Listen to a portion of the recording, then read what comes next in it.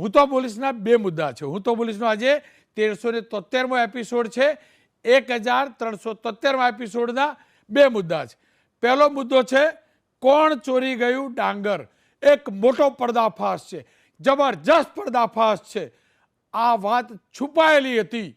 ABP અસ્મિતા સંવાદદાતા હિરેન રાજગુરુ સામે લઈને આવ્યા છે. જે કાર્યવાહી થઈ છે તેનો આજે પર્દાફાશ કરી રહ્યા છીએ. અને બીજો મુદ્દો છે ક્યારે અટકશે ગાદીનો વિવાદ. આપ તમામ લોકો જાણો છો જૂનાગઢમાં જે ખેલ ચાલે છે ને એ બીજો મુદ્દો છે. પણ શરૂઆત કરીએ કોણ ચરી ગયું ડાંગર. અને એ ચરવાવાળા બે પગના ઉંદર છે, એનાથી કરીએ શરૂઆત.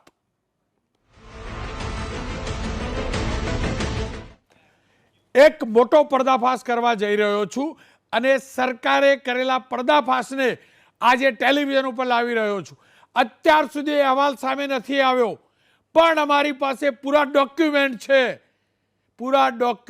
છે કે ડાંગરની ખરીદીની અંદર ટેકાના ભાવે જે ખરીદી થાય છે તેમાં ધાંધલી થઈ હતી.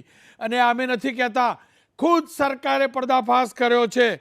ટેકાના ભાવથી ખરીદાતા ડાંગરમાં એક મોટો ગોટાળો થયો હતો, તેનો અમે પર્દાફાશ કરી રહ્યા છીએ.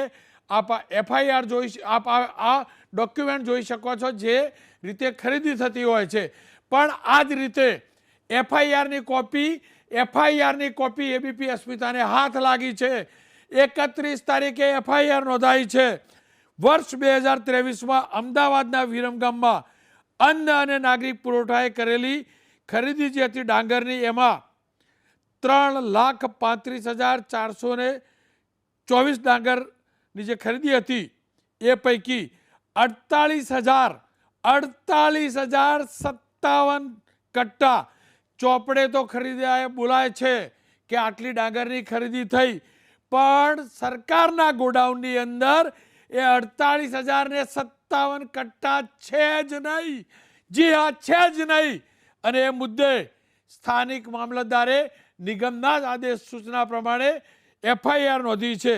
અને જે એફઆઈઆર નોંધાઈ છે તેમના નામ કહી દઉં. 7 લોકો વિરુદ્ધ એફઆઈઆર નોંધાઈ છે.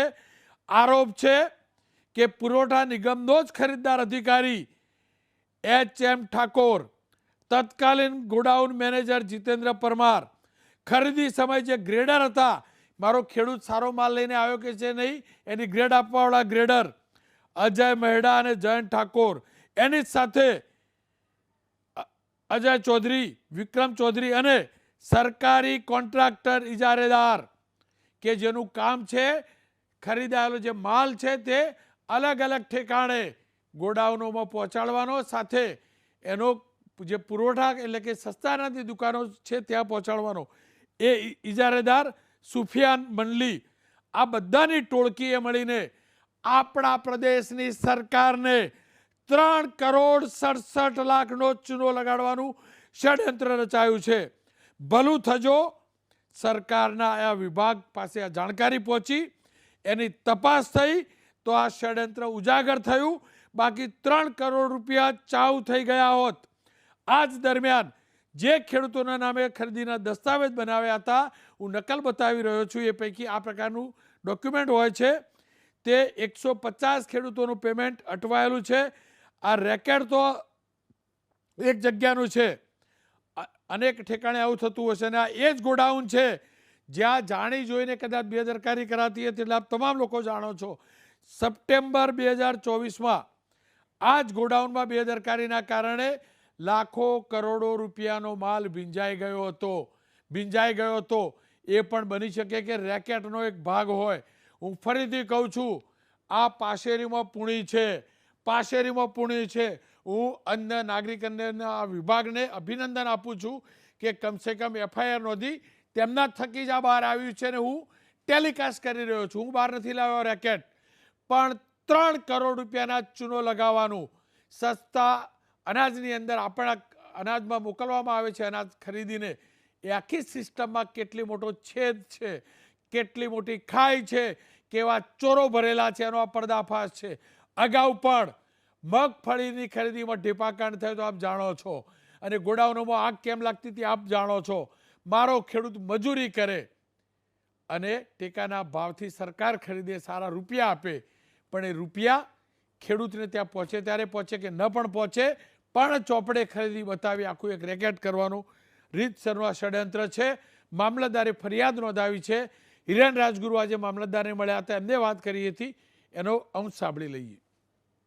ગ્રેડર તથા એપ્રેન્ટિસ દ્વારા ઘણા બધા ખેડૂતોનું અમે ખોટી MSP રિસિપ્ટ બનાવેલી હોવાનું જણાવેલ હોય, તથા જે વજન કાંઠાની જે ચિઠ્ઠી છે એ જે તારીખની હોય અને MSP જે તારીખે બની હોય એમાં વિસંગતતા હોવાના કારણે ઘણા બધો નિગમ દ્વારા ઉપરથી 150 ખેડૂતોનું અત્યારે હાલ પેમેન્ટ ચૂકવવાની કામગીરી અટકાવવામાં આવેલી છે. જે અત્યારે હાલ 150 ખેડૂતો એવા પણ છે કે જેમની ડાંગરનું એમને MSP રિસિપ્ટને છે એમના જોડે, પરંતુ એમને ચૂકવણું નથી થયેલું. આવા રેકેટ બીજે પણ ચાલતા હશે અને એટલે જ સરકારે જે FIR નોંધી, જે પર્દાફાશ કર્યો, એને હું પ્રસારિત કરી રહ્યો છું. એક જગ્યાની તમામ ઠેકાણે ગડબડીની ચકાસણી કરવી જરૂરી છે અને તમામ પ્રોડક્ટમાં, તમામ ખેત ઉત્પાદનોમાં તપાસ કરવી જરૂરી છે. આપણા ટેક્સના રૂપિયા ખરીદી થાય છે. આ ચીટરો 3 કરોડ રૂપિયાનો ચૂનો લગાવતા હતા. અગાઉ કેટલાનો લગાવી ગયા આપણે જાણતા નથી. એ પણ કહી દઉં, 7 પૈકીનો એક પણ ચીટર પકડાયો નથી. સાથે એ પણ કહી દઉં, સરકારે FIR નોંધી, પણ આપની ચેનલ ABP અસ્મિતા સંવાદદાતા હિરેન રાજગુરુ આનું ઇન્વેસ્ટિગેશન કરશે અને આની પાછળ જવાબદારી સાથે કહું છું, કોઈ પણ રાજનેતા આલિયો મવાલિયો થયેલો જો કોઈ આરોપીને બચાવવાનો પ્રયાસ કરશે તો નામ સાથે હું પ્રસારિત કરીશ. કારણ કે હું જાણું છું આવા કૌભાંડો નેતાઓના ધ્યાનમાં હોય છે અને નેતાઓના આશીર્વાદ હોય છે ને ત્યારે જ કોઈની આવી હિંમત થાય છે. ખેર, મનહરભાઈ પટેલ કોંગ્રેસના નેતા છે, જીતેન્દ્રભાઈ પટેલ ભારતીય જનતા પક્ષના નેતા છે, હિરેન રાજગુરુ મારા સહયોગી છે, ABP અસ્મિતા સંવાદદાતા છે અને હિરેન રાજગુરુ આખું આ ઇન્વેસ્ટિગેશન કરવાના પણ છે. આજે મળ્યા પણ છે, FIRનો અભ્યાસ પણ કર્યો છે. હિરેન, સાદી ભાષામાં સમજવું છે, આ રેકેટ કયા પ્રકારનું હતું? જો સિમ્પલ વસ્તુ છે, સૌથી પહેલાં 1 મિનિટની અંદર એ સમજાવી દઉં કે આ ટેકાના ભાવે ખરીદી કેવી રીતે થતી હોય છે. સરકાર જાહેરાત આપે છે, ત્યારબાદ ખેડૂત એ રજિસ્ટ્રેશન કરાવે છે, પણ રજિસ્ટ્રેશન કરાવતા પહેલાં એણે પોતાની ખેતરમાં આ પ્રકારેનો પાક વાવ્યો છે એનો દાખલો તલાટી પાસેથી લેવો પડે છે. પછી જે ગામનો VCE હોય છે એના મારફતે એ દાખલો અપલોડ કરી પોતાના જે 7/8 નમૂના હોય છે એ અપલોડ કરી અને રજિસ્ટ્રેશન થતું હોય છે. રજિસ્ટ્રેશન બાદ જે સરકારી વિભાગ છે, અન્ન અને નાગરિક પુરવઠા વિભાગ, એ તમામ ડોક્યુમેન્ટની ખરાઈ કરતું હોય છે. ખરાઈ કર્યા બાદ ખેડૂતને SMS જતો હોય છે કે તમે તમારો માલ લઈ, અને ખાસ આ કિસ્સામાં વાત કરીએ તો ડાંગર લઈ અને વેચવા આવો. ખેડૂત ડાંગર લઈને જાય છે સામાન્ય રીતે ટ્રેક્ટરમાં, તો ટ્રેક્ટરનું વજન થતું હોય છે.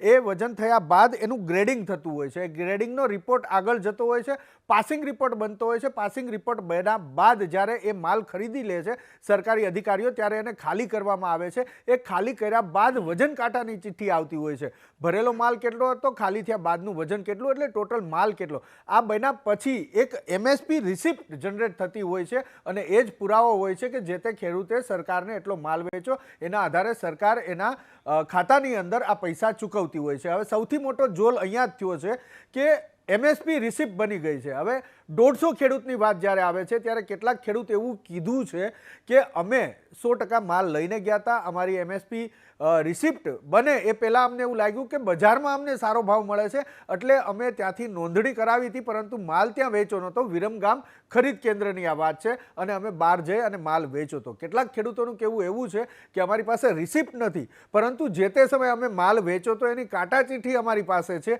આવા કેટલાક પુરાવા છે, કેટલાક પુરાવા નથી થયા. હવે સૌથી મોટી વાત કે આ જે 7 આરોપીઓ છે એમાંથી એક આરોપી કે જેનું નામ રોનકભાઈ આપે સૌથી છેલ્લે લીધું, સુફિયાન મંડલી. હવે સુફિયાન મંડલી એવી વ્યક્તિ છે કે એની પાસે માંડલ, દેત્રોજ અને વિરમગામની અંદર, આ તાલુકાની અંદર જેટલી પણ સસ્તા અનાજની દુકાનો આવેલી છે, તો આ ગોડાઉનમાંથી ત્યાં આ અનાજનો પુરવઠો પહોંચાડનારનો કોન્ટ્રાક્ટ છે. સરકારી કોન્ટ્રાક્ટર છે એટલે એને ખબર છે કે કઈ રીતે ધાંધલી કરવી.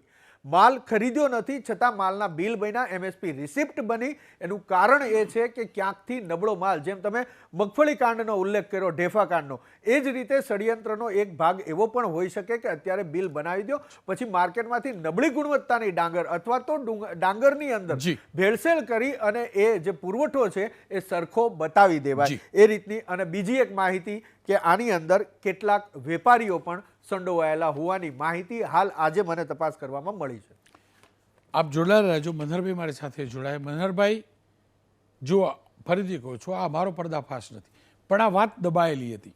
આ એફઆઈઆરની વાત છુપાયેલી હતી, દબાયેલી હતી. અમે બહાર લાવ્યા છીએ. અમે બહાર એટલે લાવ્યા છીએ કે મૂળ સુધી જવાના છીએ. એ સાથે સાથની જન્મ અને કરમ કુંડળી બંને કાઢવાના છીએ. અને એમના સાચવનારા, એમના મસીહા કોણ છે ને, એ પણ બહુ જાજી વાર નહીં લાગે. આપ શું માનો છો? કયા પ્રકારના કાંડની તમને બહુ આવી રહી છે? રોનકભાઈ, તમે જે એક વાત શબ્દ પ્રયોગ કર્યો તમારી પ્રસ્તાવનાની ભૂમિમાં કે હું ગમે એ રાજનીતિક માણસ હશે, જોડાયેલો હશે અને આમાં વીખવાનો પ્રયત્ન કરશે કંઈ, તો હું પણ એને ખુલ્લો પાડીશ. તમને ખૂબ ખૂબ શુભેચ્છાઓ. નજીકના દિવસોમાં તમને એનું પરિણામ મળે એવી અપેક્ષા રાખું છું. ભારતીય જનતા પાર્ટીની સરકારે ટેકાના ભાવેથી ખરીદવાની એગ્રીકલ્ચર ક્રોપ ઉપર ખૂબ મોટી આપણી સામે ઢોલ ટીપેલા. હું તમને આની વાત મૂકું પહેલાં 1 મિનિટની વાત એ કહી દઉં. 2018ની અંદર મગફળી કાંડ તમે જે પ્રસ્તાવમાં બોલ્યા, 2020ની અંદર તુવેરની અંદર જુનાગઢ, વિસાવદર, કેશોદ અને માણાવદરની અંદર જેટલું તુવેરનું ઉત્પાદન નથી થયું, ઉત્પાદન થાય છે ત્યાં આગળ 25,200નું, અને ત્યાંની ખરીદી બોલે છે 89,152 ક્વિન્ટલની. તમે કલ્પના કરો, જે ઉત્પાદન થયું હોય એના 25% તમે એનો માલ ખરીદતા હોય છે, જનરલી કાયદાકીય જોગવાઈ જે ભારત સરકારની બનાવી, પણ એના બદલામાં એને 25 ગણું વધુ એને ખરીદવાની કરી. ભ્રષ્ટાચાર આજની તારીખે ઊભો છે, એની કોઈ ઇન્વેસ્ટિગેશન નથી. એના પછી તમને કહું કે 2022ની અંદર ચણા પાટણની અંદર 11 ગામના સરપંચોની અને તલાટી મંત્રીની અને 111 ખેડૂતોની આ કૃપાથી આ ભ્રષ્ટાચાર થયો, એની પણ કોઈ જગ્યાએ ચર્ચા નથી. અને છેલ્લે તમે વાત કરી 2025ની અંદર ડાંગરની. સાહેબ, આ સરકાર પાસે એક કિસ્સો બને ભ્રષ્ટાચારનો, બીજો કિસ્સો બને, ત્રીજો કિસ્સો બને, મુદ્દો ખરીદવાનો છે, અનેક ટેકાના ભાવની વાત છે, એમએસસીને આપણા પ્રશ્નોને લઈને આપણે આ બધી ચર્ચા કરીએ છીએ, ખેડૂતોને કંઈ ને કંઈ પોષણક્ષમ ભાવ મળે. મુદ્દો રોનકભાઈ ત્યાં છે કે સરકાર કોઈ શીખ કેમ મેળવતી નથી? ભારતીય જનતા પાર્ટી અને ભ્રષ્ટાચાર બેયના ડીએનએ એક થઈ ગયા છે. આ પરિસ્થિતિ અત્યારે એનું નિર્માણ કરે છે. જો હું તમને કહું કે કોઈ પણ ભાજપનો આગેવાન છે, એક વખત આ તમે 7માંથી 31 તારીખે એફઆઈઆર 5 વાગે નોંધાણી, બરાબર છે, તમે રાતના 12 વાગે કોઈ છોકરીને તમે ઝડપી કરી લો છો, તમે એના ઉપર એફઆઈઆર દાખલ તમે 5 પોલીસને મોકલી દો છો. આ તમામ લોકો ભારતીય જનતા પાર્ટીના કનેક્ટવાળા છે.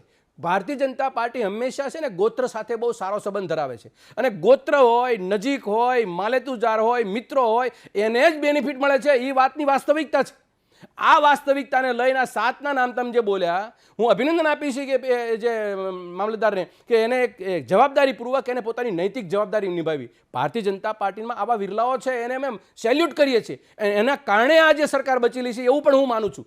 પણ ભારતીય જનતા પાર્ટીના સરકારમાં બેઠેલા આ લોકો, તમે એવું માનો છો મગફળી કાંડ બન્યો હોય કે 4 વખત સળગી હોય, ઢેફા નીકળ્યા હોય, સાહેબ કોઈ વેલ્ડિંગ કરતો હોય એને પૂરી દીધો, એસઆઈટી ની શું કાઢી લીધું અંદરથી, તમે શું વર્ક કર્યો?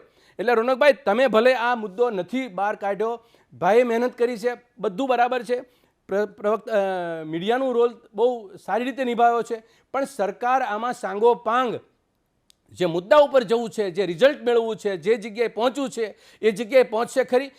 જીએલડીસી જેવો ડિપાર્ટમેન્ટ ભ્રષ્ટાચારમાં 52 લાખ રૂપિયા ટેબલના ખાનામાં પકડાય. સાહેબ, જીએલડીસી બંધ કરી દીધું, પણ ભ્રષ્ટાચારીઓને નશ્યત કરવાનું કામ આ ભાજપને નથી સૂચ્યું. આ વાસ્તવિકતા છે.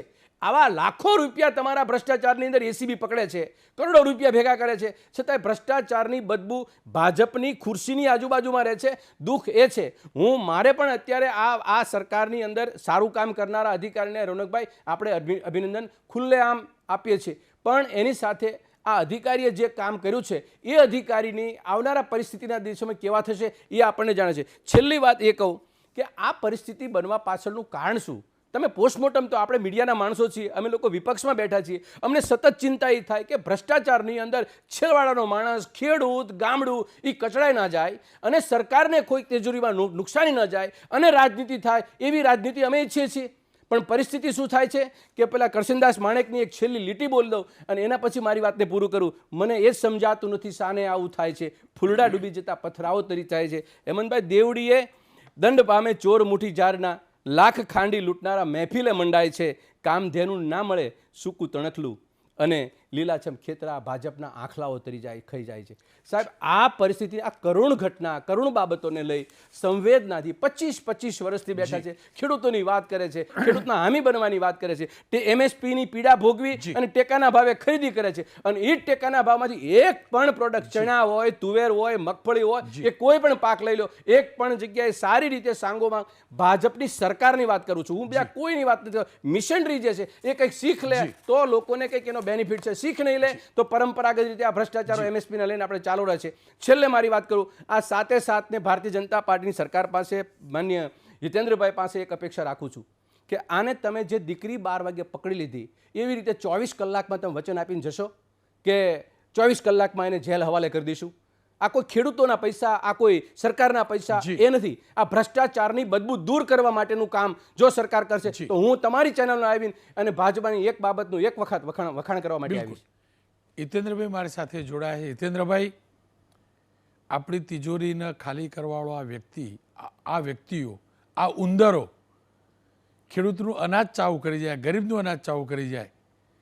31 તારીખ થઈ, એફઆઈઆર નોંધાઈ. મંદરબેનનો મુદ્દો તો સાચો છે ને, 7 દિવસ 6 દિવસ થઈ ગયા, પકડવા તો જોઈએ જ આપણો બોસ. અને તમે કહેશો ને એક જ પુરાવો ખૂટે છે, એ આવ્યો ને એ દિવસે એક નેતાનું નામ ખોલીશ કે આ જે જોડાણવાળો છે ને, જે પેલો કોન્ટ્રાક્ટર, એનું કોનું કનેક્શન છે. ખેર, ક્યારે પકડાશે?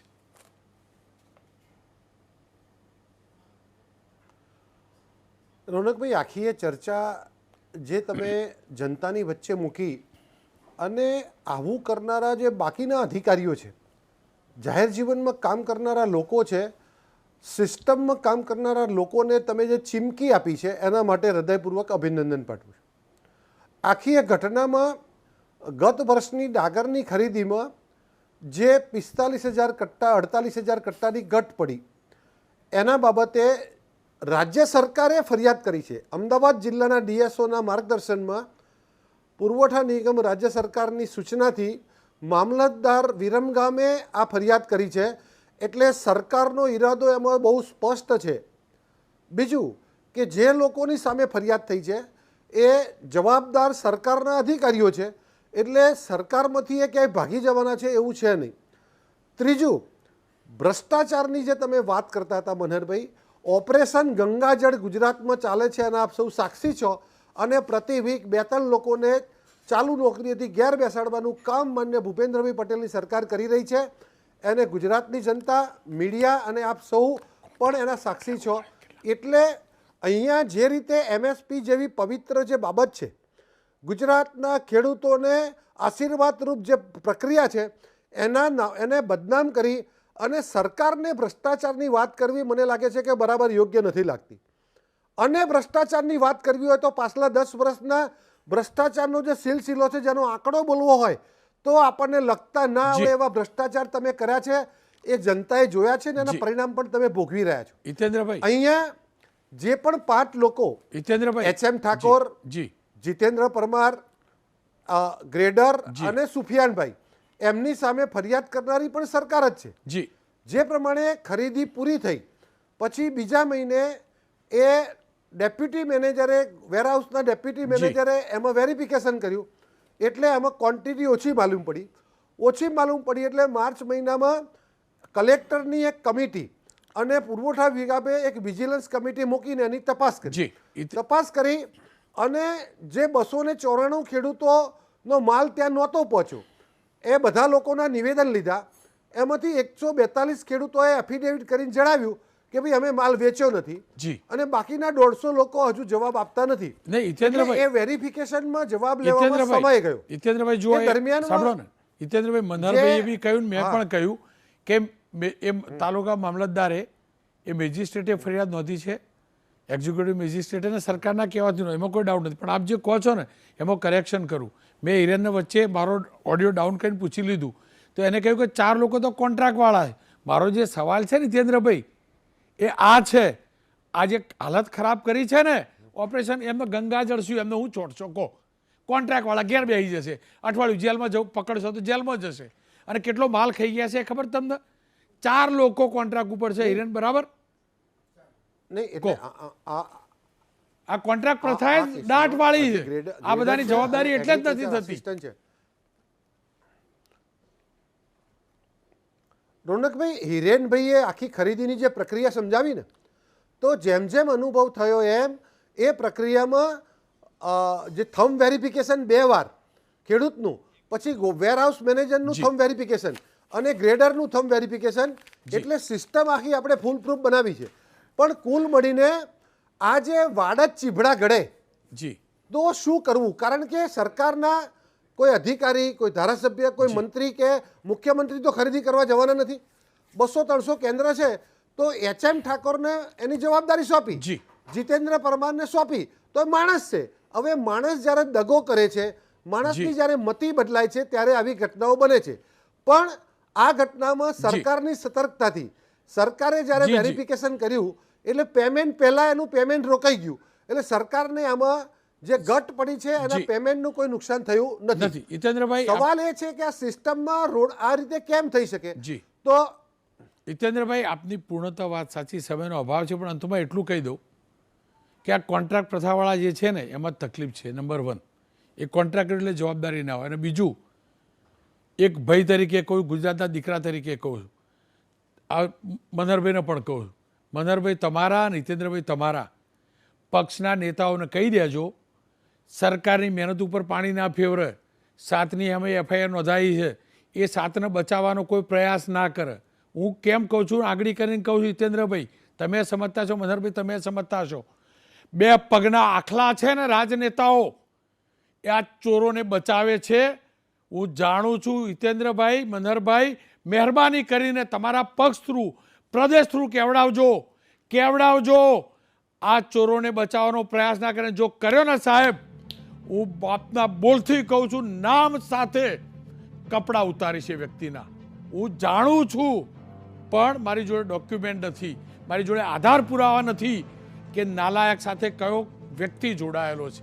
એના ડોક્યુમેન્ટ મળી ગયા ને, હું ખુલ્લો પાડવાનો છું. એટલે મનહરભાઈ તમને કહું છું અને હિતેન્દ્રભાઈ તમને કહું છું, મહેરબાની કરીને તમારા પક્ષમાં કહી દેજો કે આ ચોરોનો બચાવ અત્યાર સુધી જેને બચાયા ને એમને ખાલી દૂર કરી દે. નહીં કરે ને, ઉતારીશ કપડાં ઉતારીશ. વિરમગામ પહોંચી ત્યાં લઈ જઈને ઉતારી ત્યાંથી કાર્યક્રમ કરીશ. રૂપિયા ચોરવા આવ્યા હતા, 3 કરોડ રૂપિયા.